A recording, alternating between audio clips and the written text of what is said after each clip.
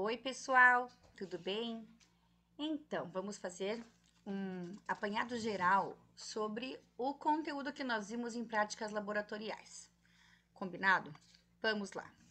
Pessoal, nós vimos vários tipos de riscos que um laboratório pode oferecer. Eu sei que esse foi o conteúdo da primeira avaliação, da PA1, mas é importantíssimo vocês retomarem isso, porque a PA3 dessa disciplina vai englobar o assunto das avaliações, tá, gente? Então, vejam bem, lembram? Aqui eu coloquei ergonômicos, nós temos riscos ergonômicos, biológico, químico, tem riscos físicos, de acidentes. Lembram disso tudo? Então, vamos lembrar um pouquinho rapidamente de cada um. Os ergonômicos, gente, corresponde a qualquer fator que possa interferir nas características psicológicas e fisiológicas do trabalhador, causando desconforto ou afetando a sua saúde. Risco ergonômico, preocupação de grandes empresas hoje em dia, né? Risco biológico, por exemplo, pessoal. Ó, aqui o risco químico que eu coloquei aqui. Lembra que pode causar queimaduras, tantas coisas de mal para a saúde e para o ambiente. Risco químico por causa de elementos químicos mesmo. Nesse caso aqui, mal armazenados. Lembra que nós conversamos? Ácido com solvente, de repente a água pode ser o gatilho, né? Mal armazenados, não estão identificados, isso aqui é risco químico, certo? Risco biológico, gente, qualquer fator que possa, que identifique seres vivos e possa causar algum outro mal, certo? Mas no caso de biológicos, tem que ter a ver com seres vivos. Então, fungos, bactérias, risco biológico, muito daquilo que nós vimos na nossa primeira aula prática. Vocês lembram que nós conseguimos fazer nas placas de Petri, aqueles crescimento de meios de cultura variados? Nós não sabemos exatamente o que cresceu lá, né? Por isso que todo cuidado é pouco, é um risco biológico à nossa saúde. Certo, gente? Muito bem. Lembram ainda dos laboratórios que nós temos estufas e geladeiras? Uma estufa deve sempre manter uma temperatura, pode ser variável, claro, né? Mas é para quê? Pode ser para secagem de vidrarias, de materiais, ou pode ser para crescer algum material biológico. Por exemplo, nós deixamos nossas placas dos nossos meios de cultura dentro da estufa. Lembram? Para quê que nós deixamos lá? Para manter a temperatura sempre ideal para o crescimento dos fungos e bactérias, que é aquilo que nós conseguimos cultivar nas nossas placas de Petri. E as geladeiras, são mesmo geladeiras, né? Que nós temos nos laboratórios. Nós não podemos, de forma alguma, utilizar essas geladeiras para guardar a comida para a hora do lanche, né? Vocês sabem bem que existe sim o risco biológico dentro das geladeiras também, porque alimentos também estragam dentro da geladeira. Fungos e bactérias que estão ali podem, talvez não sobrevivam a uma temperatura mais alta, mas a temperaturas mais baixas, sim, né? Então, todo equipamento que está em um laboratório deve ser usado exclusivamente para materiais de laboratório, certo, pessoal? Vamos lá. Gente, quando a gente fala ainda sobre riscos de laboratório, existem vias de exposição e procedimentos de risco. Lembram que nos laboratórios também tem a capela de exaustão? Por quê, pessoal? Para evitar aqui, ó, a nossa inalação. Por que usamos as luvas? Para evitar, ó, fluidos, qualquer fluido, né? Qualquer líquido, ou até mesmo pó, que acabe entrando em contato com a nossa pele ou com as nossas mucosas. Mucosas é a parte de dentro das narinas, a parte de dentro da boca, certo, pessoal? Então, sempre que fizer uma experiência, uma mistura que possa causar riscos a mim ou aos meus olhos, às vezes só a presença daquilo no ar já irrita os nossos olhos, então a gente deve sempre fazer na capela de exaustão. Não esqueçam da capela de exaustão, certo, pessoal? Muito bem. Aqui, ó, quando falamos dos microscópios, vamos lá. Quantas são as oculares? Pay attention. São 2 oculares. Aqui onde colocamos os nossos olhos. Olhos, certo? São 2, ó. E essas oculares por si só já aumentam a imagem quando a gente olha quantas vezes? 10 vezes. Muito bem. Gente, aqui embaixo, ó, eu chamo de canhão, mas ó, pode ser revólver. Aqui nesse canhão aqui, que são esses pedacinhos? Essas aqui são lentes também, específicas, são de tamanhos variados. Aqui tem 4. Nos laboratórios que nós fomos, alguns tinham 4, alguns tinham 5, lembram? E 5 o quê? Lentes também. Mas essas lentes aqui de baixo são chamadas de objetivas. Normalmente, quais são os aumentos das objetivas que nós vimos no laboratório? 4 vezes, 10 vezes, 40 vezes e 100 vezes. Lembram disso? São as objetivas. Aqui, ó, platina. O que a platina faz? Pay attention, porque tá na prova. A platina é onde a gente vai colocar a lâmina a ser observada, certo, pessoal? Olha aqui, ó, o parafuso macrométrico e micrométrico. Primeira coisa que eu faço quando eu vou observar algo no microscópio e eu preciso focar aquilo, primeira coisa é usar a menor objetiva de todas. Lembram? Aí é só o parafuso macrométrico que eu vou usar. Comecei a observar com maior nitidez, eu vou para o micrométrico. Percebi que está bem nítido, aumenta uma objetiva. Aí ficou nítido, aumenta mais uma objetiva e sempre no micrométrico. Porque para ver com maior nitidez é o parafuso micrométrico. Vocês entenderam que eu repeti 1000 vezes, né? Muito bem, gente, eu acho que era isso. Aqui, diafragma aqui, né, o condensador faz o quê? Regula a quantia de luz que vai subir. Aqui embaixo a fonte de luz. Certo, pessoal? Muito bem. Anjos de Deus, eu lembro também que no microscópio nós mexemos com todas essas vidrarias, com exceção desse terceiro, mas eu falei que ele existia. Quem lembra o nome do primeiro? O nome do primeiro é o Erlenmeyer. Muito bem. Usado para fazer misturas, né? Aqui, ó, nós temos um Becker. O Becker, lembre que o Becker, ele tem aqui em cima, pessoal, uma voltinha, uma bordinha, ó, certo? Tem a bordinha. E ele também é graduado para misturas. O bico de Bunsen, ele faz o quê? Ele sai fogo. Aqui, ó. É para aquecer, certo? Aqui nós temos uma que nós fizemos a experiência da pasta de elefante, lembram? Essa é uma proveta. Proveta. Lembram da proveta? Que é como se fosse um tubo de ensaio, mas é graduado e é comprido, certo? Esta é a proveta. Lembrem-se, vamos lembrar mais uma. E aqui o cadinho. O cadinho que serve para quê mesmo? Para altas temperaturas de sólidos. Lembram que tem vários formatos os cadinhos? Também ele pode ir direto ao fogo, tá? Vamos de novo. O número 1 se chama Erlenmeyer. O número 2 se chama Becker. O número 3 é o bico de Bunsen. Bico de Bunsen. O terceiro aqui, gente, que fica de pé sozinho é uma proveta. Se não ficasse de pé sozinho, que fosse redondinho aqui, seria um tubo de ensaio. Tá de boa?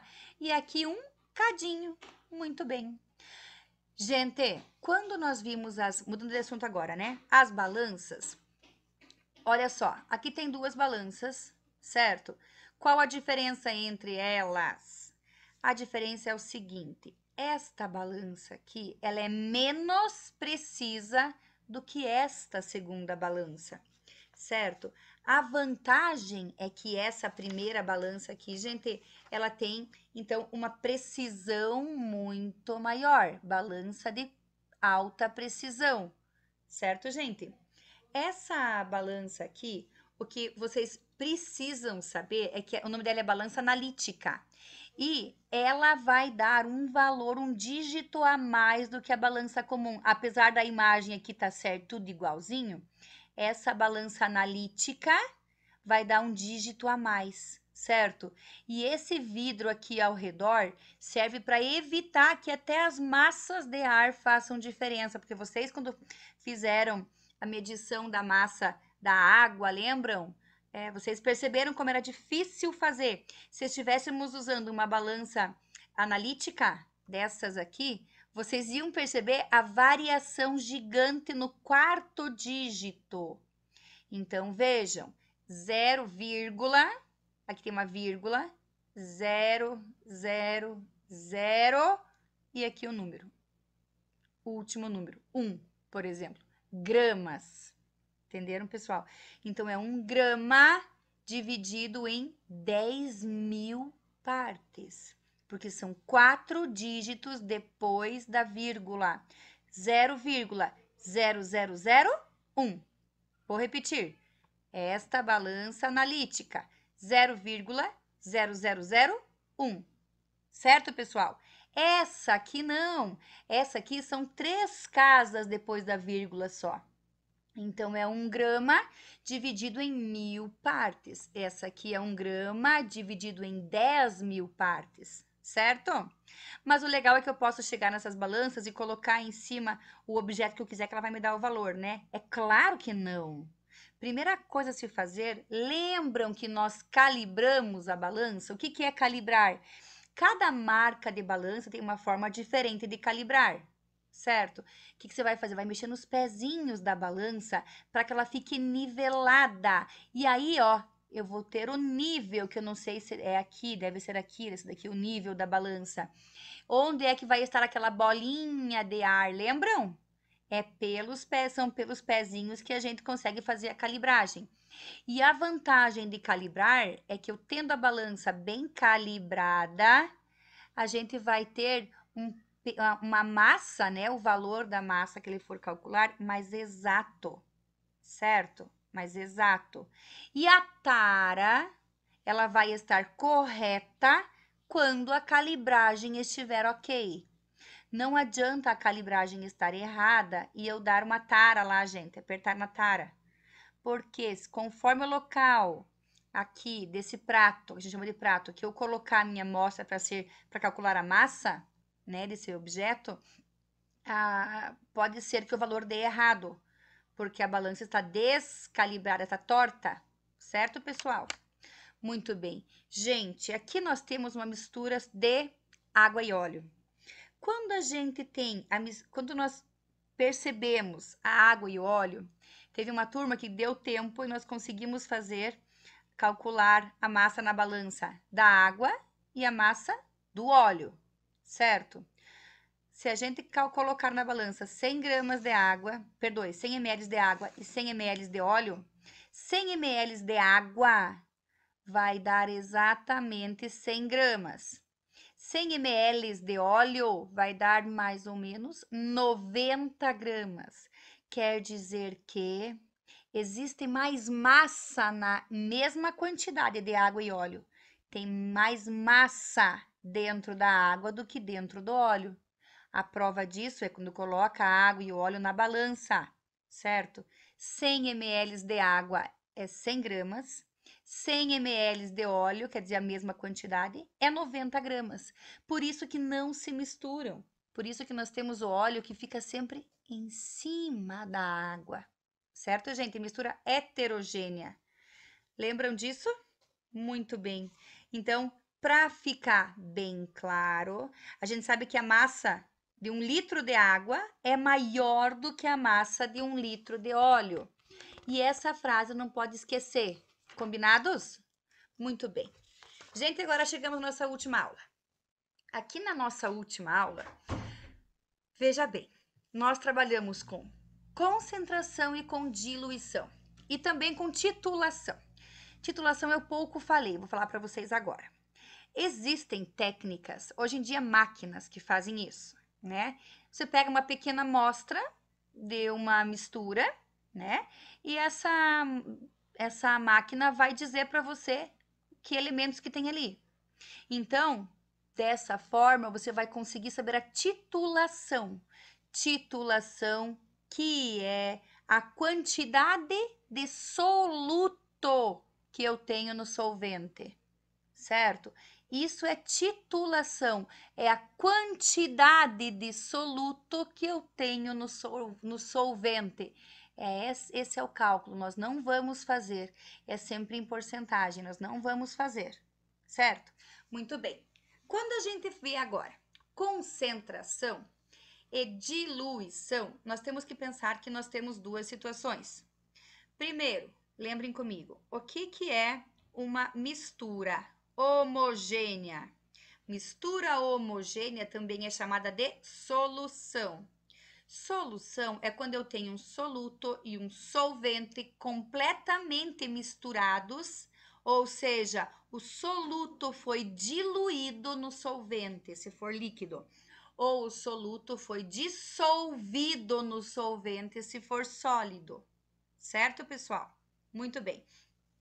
Então, veja bem, agora que nós estamos aqui, precisamos lembrar de quando falamos de concentração, nós temos dois tipos de concentração que podem ser calculados: concentração comum e concentração molar. Concentração molar é a molaridade. Quando a prof entregou para vocês aquela folhinha de exercícios, quando falava molaridade é a concentração molar, tá?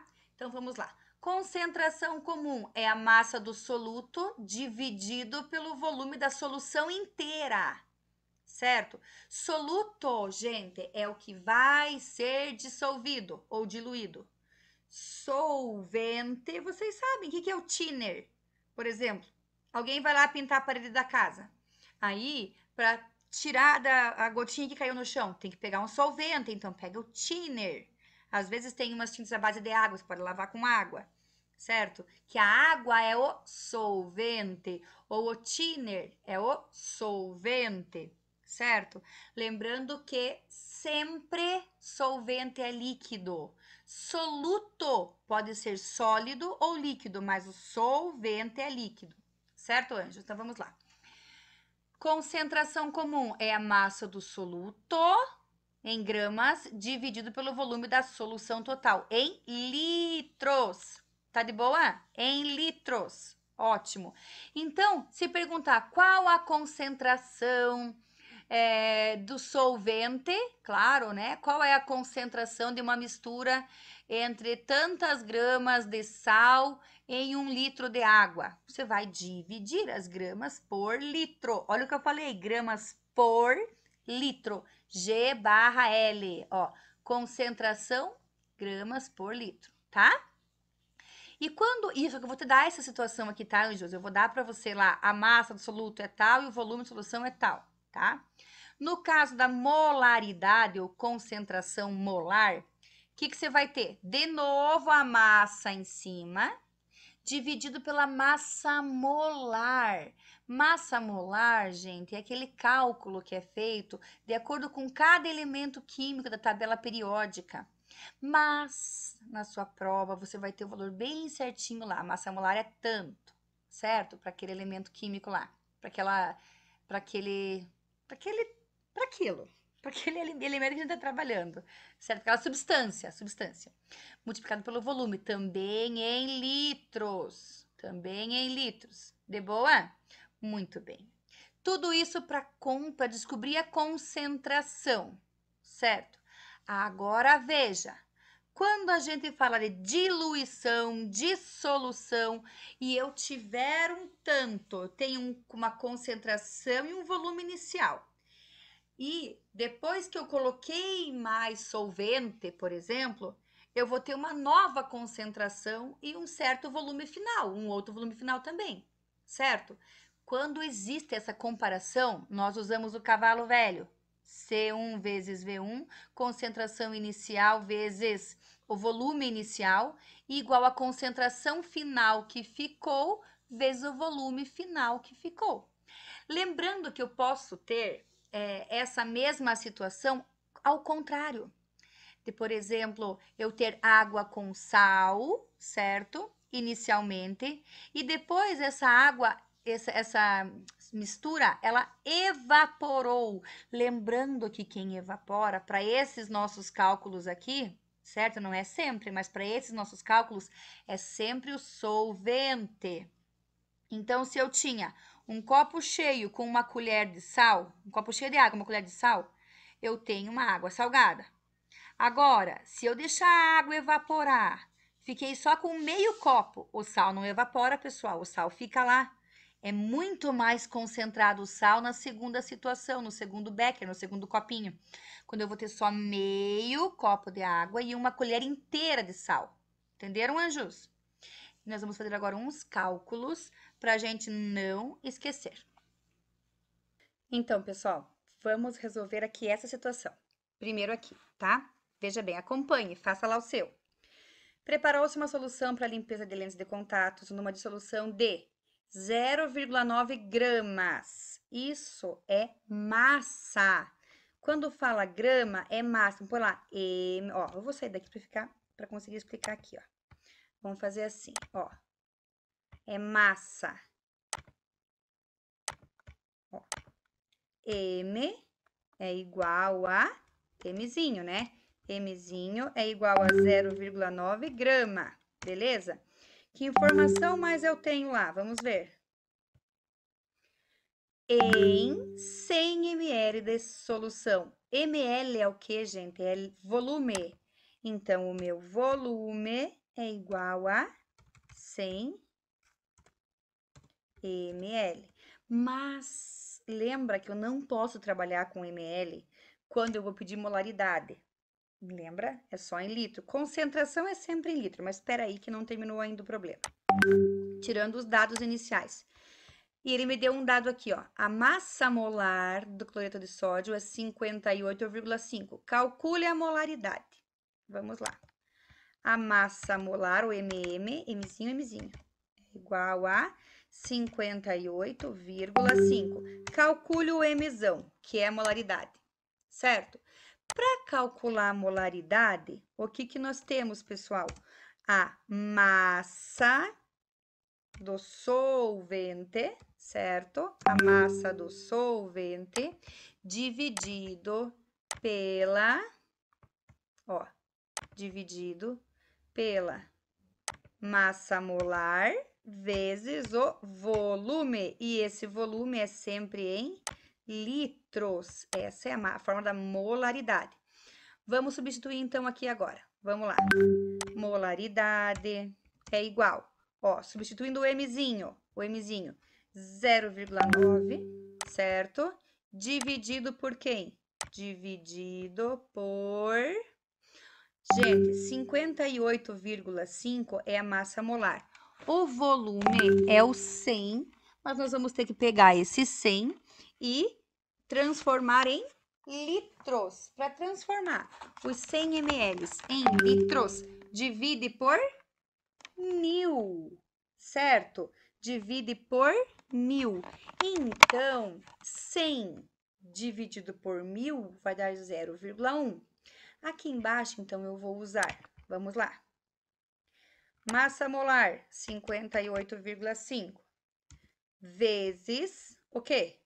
O volume em litros, 0,1, certo? Ó, gente, eu tinha isso aqui e eu só substituí os dados. Só substituir os dados, certo? O Mzão continua, a massa 0,9 tá ali, massa molar e volume tá aqui, certo? Agora calculando. Vou deixar os 0,9 em cima e vamos continuar, ó. O Mzão é 0,9, certo? Continua, 0,9. Dividido por... Gente, quando eu tô multiplicando alguma coisa por um 0,1, o segredinho é só voltar uma casa. Então, mas pode fazer na sua calculadora para você ter certeza, tá? Que você pode levar para a prova. 58,5 vezes 0,1 vai dar, aqui ó, 5,85, certo? 5,85. Agora o Mzão tá mandando eu dividir isso aqui, ó, 0,9 dividido por 5,85. Eu, como já fiz essa conta, e vocês também, porque é a mesma que eu passei na atividade, eu sei que o Mzão vai dar igual a 0,15. O quê? Gramas, que era massa, que era gramas, que é esse dividido aqui, por mol. Feito? 0,15 gramas por mol. Vamos para o segundo agora. Olha só. Considere um frasco com 400 ml de uma solução aquosa de ácido clorídrico de concentração desconhecida. Ó, já se liga, gente. Eu falei volume e eu falei concentração. E eu falei que eu não conheço a concentração. A esse frasco, gente, eu dei exatamente desse tipo aí no seu trabalhinho, lembram? No trabalhinho, na exercício de fixação. A esse frasco foram adicionados exatamente 600 ml de água destilada. A água é sempre o solvente, totalizando 1 litro de solução, certo? Então, o que eu tinha inicialmente? Aí depois foi feita uma titulação, que é para saber qual a concentração final que tem. E a concentração final ficou 4 mol por litro. Veja, eu falei concentração, mas eu não usei grama por litro, eu usei mol por litro, certo? A forma de fazer é a mesma do cavalo velho, mas agora eu chamo de macaco velho, porque é mol. Quando fala mol por litro, é o Mzão de molaridade, certo? Então vamos lá, lembrando os dados aqui. Volume inicial, 400 ml, concentração desconhecida. Volume final é quanto? 1 litro, porque eu já tinha 400, somou 600, ficou 1 litro, com concentração de 4 mol por litro. Vamos lá, então, ó, número 2, ó. Volume inicial, volume 1, vou colocar assim, era 400 ml. Concentração inicial, concentração 1, eu não conheço, certo? Agora, eu tenho ali, ó, volume 2, que é 1 litro, 1 litro. E a concentração do 2 é quanto? Era 4 mol por litro. Olha só, mol por litro. Quando fala mol por litro, esse C não é o C de concentração comum, gente. É o C de concentração molar, que para não confundir, nós usamos o Mzão, certo? Mas tanto faz a fórmula cavalo velho ou macaco velho, que é a mesma coisa. A importância é você saber que no final de tudo não vai ser gramas por litro como se fosse o C normal. Vai ser mol por litro, porque não é só o C. Até vou apagar aqui e vou mudar para o M, certo? Porque por que eu não estou usando o C? Porque quando fala concentração e fala mol por litro, eu sei que é M de molaridade. É concentração molar, certo, pessoal? Ó, o V1, agora o M1, vai ficar muito bonito, mas vai assim, né? E aqui o M2, certo? Calculando isso aqui, de que jeito? M1 vezes V1 é igual a M2 vezes V2. Fácil, fácil. Vamos lá. O M1 eu não tenho, mas eu lembro que quando eu vou trabalhar com o cavalo e o macaco, eu não trabalho com litro. Lembram? Eu trabalho com mLs. mLs. Quando eu trabalho com concentração comum, certo? Aí nós temos sempre em litros. Quando eu trabalho com mol, o cálculo é sempre em mLs. Então, veja bem, ó, o que eu tenho? M1, que eu não conheço, eu vou usar M. M vezes 400 é igual a, olha aqui, gente, não posso usar 1 litro, tenho que usar 1000. 1000 vezes, 4, porque vezes o M2 vezes o V2. M2, 4 e o V2, 1000, só invertimos, tá tudo certo. beleza? O que eu vou ter aqui? 400m igual a 4.000, certo? Agora, o que eu tenho? Separa a letra. M igual, quem que eu tenho? 4.000 dividido por quem tá multiplicando M, que é 400, certo? 4.000 dividido por 400. E, ó, corta 0, corta 0, corta 0, corta 0. 40 por 4 vai dar 10. 10 o quê, gente? 10 mol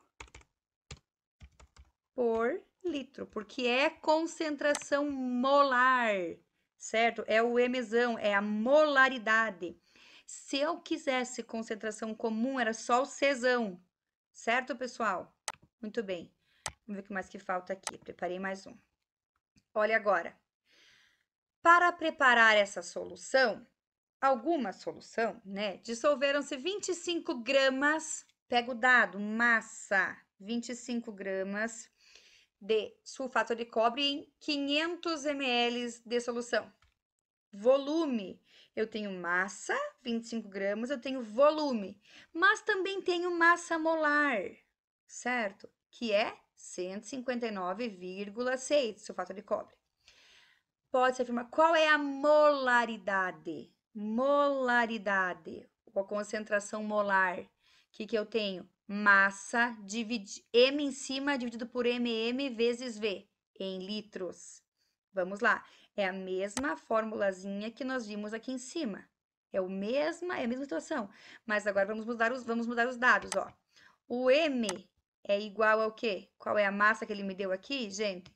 25 gramas, né? Massa, aqui, ó, vamos mudar para cá. 25 gramas, Gzinho, 25 gramas. Ele me deu um volume, vamos apagar aqui também. Ele deu um volume e a massa molar. Vamos ver o que é. Olha lá. O volume, 500 ml, que eu não posso usar ml, tem que ser em litro. 500 ml é meio litro. Então, 0,5 litro, certo? E a massa molar, 159,6. Copiar aqui. Então, vamos lá. Primeiro, massa molar, que era 159,6. Vamos diminuir um pouquinho. Vezes o volume, que era em litros, 0,5. Certo até aqui, gente? Muito bem. Agora, nós vamos resolver. Primeiro, a parte de baixo. Vocês podem ir calculando aí. 159,6 vezes 0,5 vai dar... Vamos ver, calculadora. 159,6 vezes 0,5, 79,8. Tá aqui. 79,8. E em cima continua os 25 gramas. Certo, gente? Molaridade, agora é 25 dividido por 79,8. Vamos lá, 25 dividido por 79,8. 0,31. Então, a molaridade... Opa, cadê? Ô, senhor, me perdi. Aqui. Molaridade igual a... Abre calculadora. 0,31, certo? 0,31. O quê? Molaridade é mol por litro. Certo, pessoal? Mesma forma de fazer do exercício aqui de cima. Mesma forma de fazer. Deixa eu ver se temos mais algum pra gente fazer, se é diferente ou não. Olha só, esse daqui também é de macaco velho, só que perceba como é que eu sei que é macaco velho se ele não colocou mais nada, se ele não adicionou nenhum solvente. É porque aqui aconteceu o contrário. Aqui evaporou, submetendo-se 2 litros de uma solução de 3 mol, volume e concentração molar, volume e M. inicial, certo? Na evaporação, saiba que só o solvente vai evaporar.